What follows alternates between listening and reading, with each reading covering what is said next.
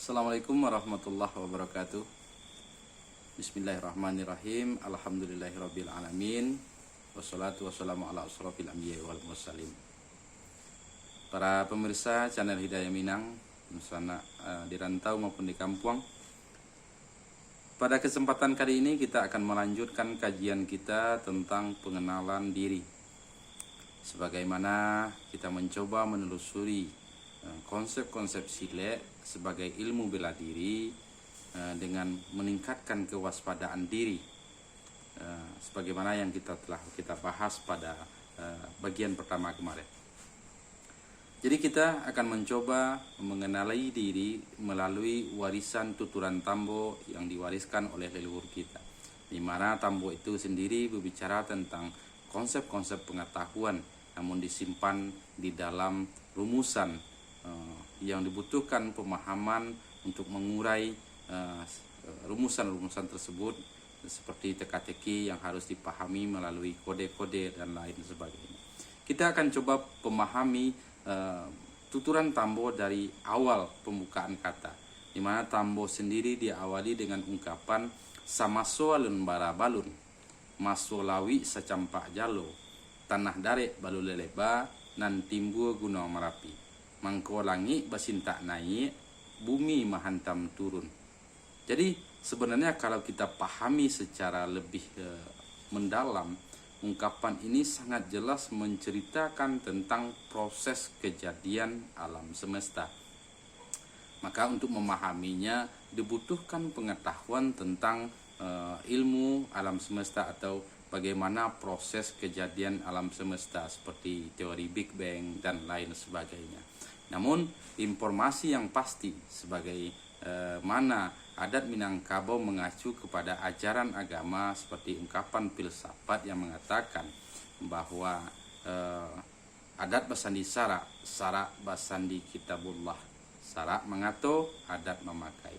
Jadi untuk memahami kejadian alam semesta perlu kita mengkaji kembali, menelusuri kembali, atau melihat pedoman atau petunjuk Al-Quran tentang proses kejadian alam semesta, di mana Allah Subhanahu wa Ta'ala menjelaskan tentang proses kejadian alam semesta di beberapa surat, diantaranya surat Al-Anbiya ayat 30 sampai 33. Ayat yang 30 Allah menjelaskan, bukankah dahulunya bumi dan langit itu satu, kemudian kami pisahkan antara keduanya, dari air kami ciptakan sebagai cikal bakal sesuatu hal yang hidup. Nah, sementara di dalam Tambo seolah-olah kalau kita memahami dari kearifan lokal, dari bahasa daerah, maka dapat dipahami kata samaso alun barabalun, masolawi secampak jalo, menggambarkan bahwa sebelum alam semesta ini berada di dalam satu ikatan yang satu, dan ketika itu materi-materi atau unsur-unsur sebagai materi utama seperti air, tanah, api telah dijelaskan di dalam tuturan Tambo tersebut. Lawi secampak jalo, di mana ada jalo sebagai pengikat alam semesta dan seluruhnya, dan ketika itu air sebagai lautan laut yang melambangkan atau simbol sebagai himpunan air, kemudian tanah dare belum leleba, dan timbul gunung Merapi.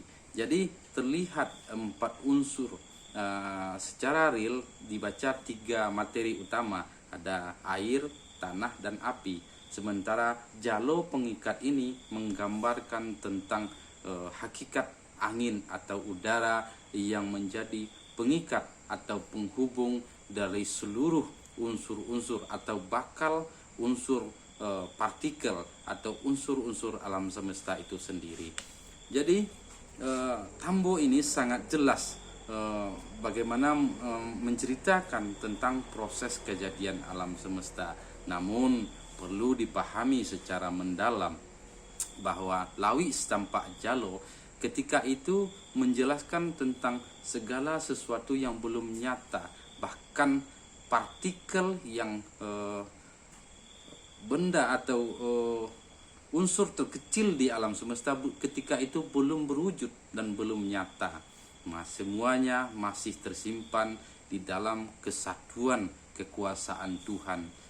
Maka dari sinilah pemahaman inilah kita mencoba menggali hakikat dan pemahaman diri. Sebab awal ilmu pengetahuan berawal dari pemahaman tentang alam semesta.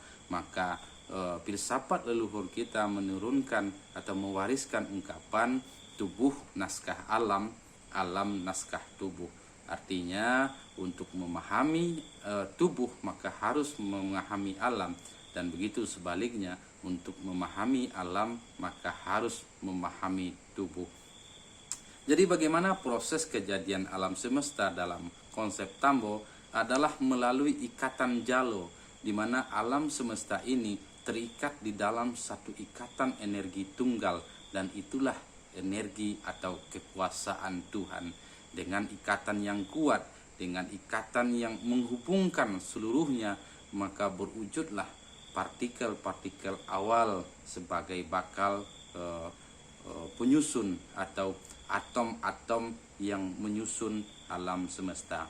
Jadi sama soalun barabalum, segala sesuatu belum nyata. Masolawi secampak jalo, kehidupan masih berada dalam satu ikatan.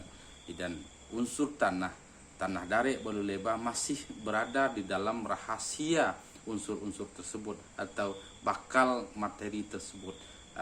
Dan timbul gunung Merapi.